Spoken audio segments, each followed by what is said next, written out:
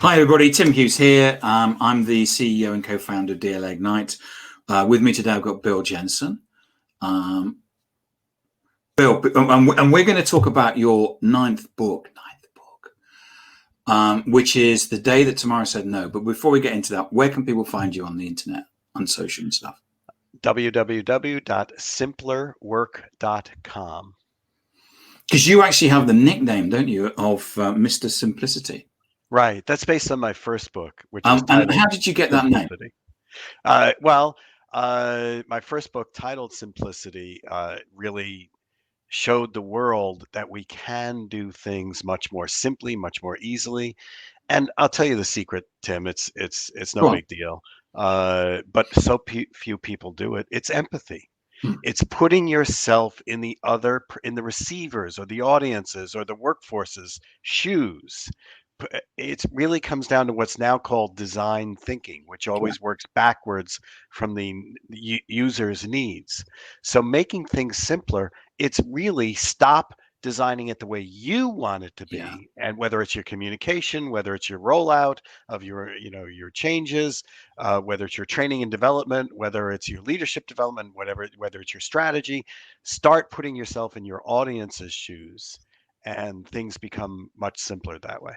Yeah, I was actually on a podcast this morning, the other way around. I was being interviewed, and I said, "So, who's the most important person in the world?" And the answer is well, you are. For you, it's you, and for me, it's me. If I keep telling you the world of Tim Hughes, you're not interested because you're bothered about the world of Bill Jensen. Right. And every audience member, every employee, every customer is thinking that way. And we keep trying to sell them our way of thinking. No, put yourself in their shoes. So you're in New Jersey. You've run your own company for 35 years, and you've always worked in the area of organizational leadership change. Fantastic. Yep. You must have seen some changes take place in those 35 years. Yes and no. Let me start with what hasn't changed. Yeah. We're always going to say we're going to do things better. We're going to be more empowering. We're going to be, change the world. It took a freaking global pandemic to allow the majority of the workforce to work from their homes. Now we could have been doing that forever, but no, we got to see your butts in the chair in front of us in order to believe you're working. So yes, massive amounts of change, mainly driven by technology, but how we empower others and believe in those that work with us still is just slightly better, not a lot better. So when I was preparing for this, normally when I interview somebody who's written a book, I go, "So why did you write the book?" And then we talk about the book. And I was wondering whether we talked about the book and then asked about why you write it afterwards, because in a way, because kind of the two are interlinked. But I am actually going to ask you straight away, why did you write the book? And the book, for people to remember, is The Day Tomorrow Said No. For the 35 years I've been consulting in change management, one thing has been consistent. There are a few great and unbelievably awesome leaders, but for the most part, we're leaving too many people behind. Yep. Everybody only wants A players. All I want is my A players. I'm going to hire and fire according to that. And yet life follows a bell curve. Just statistically, there are not enough A players for you to develop. So that means you've got to hire other people, anybody across the entire diversity spectrum. And diversity, I mean color, religion, placement, geographic, but mostly, I mean ways of thinking. Yeah. There are brilliant people out there who are autistic. There are brilliant people who are out there who are not your first or second or 10th hire that will be brilliant performers for you, but you have to design around them. Remember, empathy and simplicity. So the impetus of this book was we're leaving too many people behind. And my first idea was I'd write something like Al Gore did around climate change, the inconvenient truth. Mm. But I realized I've been telling these leaders the inconvenient truth for 30 years, and it still hasn't sunk in. It took a global pandemic for people to realize how many people we're leaving behind. So I wrote this book prior to COVID-19, but then revamped it and reworked it so it's very relevant to COVID-19. But the core idea, and you can ask me more about what's in it, but the core idea and why it was written is we are leaving society, global society, every place we work. We're leaving too many people behind. And those are talented, awesome, beautiful people. And I love the way that it's a lovely story and a lovely flow. And did you do the draw the images, or did you get someone else to do those? Well, to clue your viewers in, it's an illustrated fable. Yes. There are 24. The day tomorrow said no. There are 24 illustrated spreads. Then there's the back of the book, which explains in more business jargon the business case, why Yes. we have to stop leaving people behind. So no, I didn't draw them myself, but in my previous life, 2 or 3 lives ago, I was an art director in New York City. So I sought out Japanese anime illustrators, and 2 Japanese illustrators illustrated the book for me. It's beautifully illustrated, Thank you. and I mean, and it it really brings a story to life. I mean, as you say, it's not a it is a business book, but it's a fictional tale, a fable, as you'd say, and it flows lovely in terms of the way it gets over the story and the trying to think of the moral of the tale. Right. So I've learned through my 30 years of change management that the most powerful thing we can do as human beings to help change along and facilitate change is storytelling. Throughout all of human history, the thing that brings us in, helps us change, whether you're religion, government, social change, whatever it is, stories are the things that move us along. So the day tomorrow said no is a fable, a story where the inciting incident in the story is throughout human history. The way time progressed was there. By the way, there are 3 characters: today, present; tomorrow, future; and little one, which is the workforce of the future. And throughout human history, the way progress worked was today always handed off to tomorrow. Well, for once, tomorrow says, no, I'm not going to take this handoff. You are leaving 8 billion people behind. We've got to change how we work, how we do business, how we do this across the globe. I'm not taking your handoff. And that's the beginning of the fable. And the most important thing I want to share with everybody who goes for this book or listens to this or watches this is I wanted to write a fable that was real database driven. So a few years ago, I interviewed tens of thousands of people across the globe, and I asked them one question: can you achieve your dreams where you currently work? Now, Tim, I know you already read the book, so you know the answer, but initially, if I were to ask you that question, what percentage of the workforce would say, yeah, minuscule? Cool. It was 9.8%. 10% said, I can achieve my dreams where I currently work. So that is a real horrifying statistic. And I built that into the inciting incident in the fable. Tomorrow is running out of dreams. There are not enough dreams to fuel our future.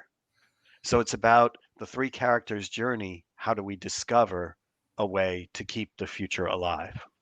Without giving too much away, because I kind of feel that it is a story, but you've got you as I say, you're telling the story of the fact that the world is changing, and the world is, and it's also up to date because you talk about the pandemic and the fact that the world is sped up, and you're covering things a bit like the fact that there's people that are being born now that will do jobs that we've never ever thought of. A bit like a data scientist. I mean, data scientist. Who would have thought that you would have actually had people doing stuff with data? Or we've just signed a client as a client that does a drone company. And I remember saying, about 10 years ago, one of the jobs of the future is you need to get a drone, because one of the jobs of the future is at doing drones. And there are just so many jobs. We don't know what's going to happen with deliveries or cars that drive themselves, but there will be jobs associated with that, and you actually cover that within the book, don't you, when you talk about that? Absolutely. And that one particular item, but many others in the book, even though it's a fable, are data driven. So there's a footnote next to that point, and depending on the industry you work in, half to 3/4 of the jobs that our children will get when they grow up do not exist right now. So there's multiple data points along the way that build the story and about how many people we're leaving behind. And it's if you think about my father and my mother did the same job all their lives, pretty much. And the fact that now there's an expectation. My mother still expects me, can't understand why I've changed jobs and things like that. But you emphasize the fact that the opportunity for people is there for only certain people. Right. And while their world is changing, not everybody has that opportunity. And we need to build organizations, yes, and we need to build organizations and workplaces and training and development and hiring processes where we open up our doors to the amazing people who are out there who may not be the ultimate data scientists, but can do a lot of the work. And by the way, just a quick sidebar. Everything I do is research based. Over those 30 years, I've interviewed and surveyed over 1 million people. And part of what I do is occasionally I do jobs, other people's jobs, just to learn about them. That's how I do consulting. I take senior managers and I put them in frontline jobs so they understand the jobs that are in their organization. Right now, at this, later today, I will be doing contact tracing. Right. Now, who knew there'd be a global pandemic and you need somebody who can contact trace? Well, that's data management, interviewing skills, interviewing with empathy. There's a whole bunch of stuff in my toolkit that I use that'll enable me to do contact tracing. But that's one job that didn't exist a year ago. Absolutely. So there's you talk in the fable about there being 3 kinds of workers. What can we talk about that? Again, putting on my Mr. Simplicity hat, what I try to do with all my consulting assignments is simplify 10,000 pages down to 5, to simplify 100 pages down to 1, and simplify problems and challenges down to the most basic common elements. And through the research I've done, there really are there's billions of types of jobs, but the actual work that gets done, there are 3 kinds of people that sit in those jobs. And those 3 kinds are believers, breakers, or builders. Believers is most of the workforce. And by the way, you can be more than one. Yes. But giving a focus on primarily each one, believers are the ones who believe things can be better and raise their voice to make it better. We have a teenager in Sweden right now who is protesting across the globe, making the world a better place environmentally. We have people in the streets of Britain, in the UK, and in the US who are protesting social change and really need government change. Across the world, believers are the ones who not only believe in what they're doing passionately, but also when something is wrong, they get up and talk about it. They protest it. They push back sometimes in a polite way, sometimes not, but they do it. and they're activists believing that things can change. So believers that's one role. And Yep. what that means is you can't be a complainer. If things aren't working, you need to get out and make sure push against the system. Yep. Talk truth to power. So that's a believer. Breakers are the ones that create the technologies or the movements that really radically change what we do. I have this thing here, that didn't Yep. exist a short while ago, but the phone that had all our apps totally reinvented everything. Hmm. So that broke the mold for how we did And you quote things. Steve Jobs in the book, so Right. yeah. And then there are the builders. Yeah. These are the people who say we need ecosystems rebuilt, going back to the environment, how we build electric car stations around the country so that we can replace the petrol stations. The builders rethink entire systems of how things are done. Now that can be big people, big systems like Elon Musk is rethinking energy and rethinking how we go to thinking about how we go to Mars or how we launch people into space. Hmm. But it also can be little systems. It can be, wait a second, the way we've always done things is wrong. How do we rebuild our process or re-engineer our process so that it's more beneficial to everybody who works? So it can be big or little systems. But those three, builder, breaker, and believer, those three permeate every single job there is. And the book teaches people how to become one of those more fully. Because we are all one of those. It's more about Yes. really the book's about giving permission. Yes. In I terms just recently sent one of the books to a friend of mine in Birmingham.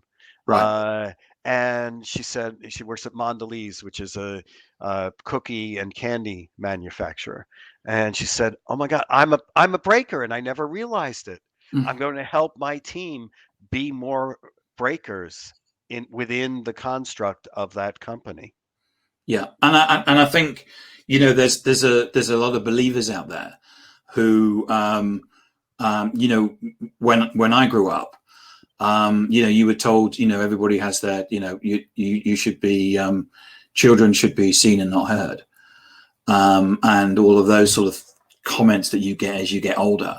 And I think what happens is that gradually your belief system, your belief or your ability that you want to stand up and actually speak up about things gradually gets beaten out of you, either physically or mentally. The great quality expert Deming said, "A bad system will beat a good person down all the time." Yeah, I forget the exact quote, but that's the gist of it. Uh, the biggest systems we have right now across the globe are environment, education, and technology. In the workplace, more and more of your boss is going to be a technology analytic program. It's not going to be your supervisor. It's going to mandate how you do things. The technology is going to box you in to certain ways of doing things. So we need to recognize that we need to rebuild our systems, we need to rebuild our people, and we need to rebuild how we train and develop our people. and I think the pandemic has done an awful lot to change the way that we lead and we manage. I agree that there will be certain things around technology. I was reading an article yesterday about, excuse me, Microsoft Teams and the fact that there's certain things in Teams that are now measuring people doing certain things. And but we need to be clear, Tim, it's not the technology that's going to really change us. It's our way of thinking. So, yes, for example, you said the pandemic changed things. We had just recently in the United States 70 million people who voted for a guy who is no longer going to be president next year. yes, But he believed, I have the power to say no to my mask. Now, even though it's scientifically proven that wearing your mask will prevent the pandemic, I assert my individual rights. Well, you know, the challenge is ways of thinking, and 70 million people believed in that way of thinking. So we need to help others along as to change their way of thinking, whether it's politics or government or education or business. We need to help others. So that's the main goal of the book, is bringing it full circle back to the book itself, to create ahas that I hadn't had before. Wow, I never realized that before, and to create personal change that way. So the book is called The Day Tomorrow Said No.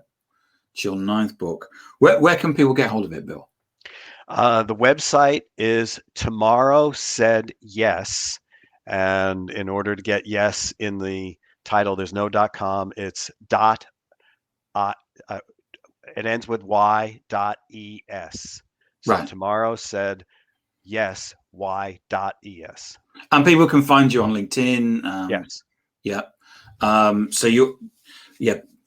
Some people English isn't their first language, so I'm just so it's Jensen. Bill Jensen is the name. I just you haven't got a particularly difficult spelling name, but there again, I don't think mine's difficult, but a lot of people find it difficult. So and by the way, it's not about me. Let's make it about you, the audience. Here's, yes, Tim was wonderful in helping me introduce a new book, and yes, it goes on sale in a couple months. Before it goes on sale, let me make it about you, the audience, the listener, the viewer. If you email me, bill@simplerwork.com, that's simplerwork.com, bill@simplerwork.com. I will send you a free link where you can get it for free in advance. Now, it's not the final book, but you will get an advance copy that Tim read, and hopefully you'll enjoy it. I'll put your email in the show notes, Bill. So email me for a free advance copy before it comes out. Fantastic, Bill. It's been great, and thank you for letting me see your fable ahead of time. I found it really. I really love the flow and the story, and it's because you get to I read a lot of business books, and it's actually nice to have like this. Oh yeah, and it flows lovely. And as I say, are they? What's the official name? Is it sketches or the pictures? The illustrations. Illustrations are cool as well. No, thank you. Thank you for this opportunity. You're welcome, Bill. Thank you so much for coming on, and hopefully bump into you soon. I look forward to it. And good luck with the book. Thank you, Tim. Thanks so much. Thanks, Bill. Bye.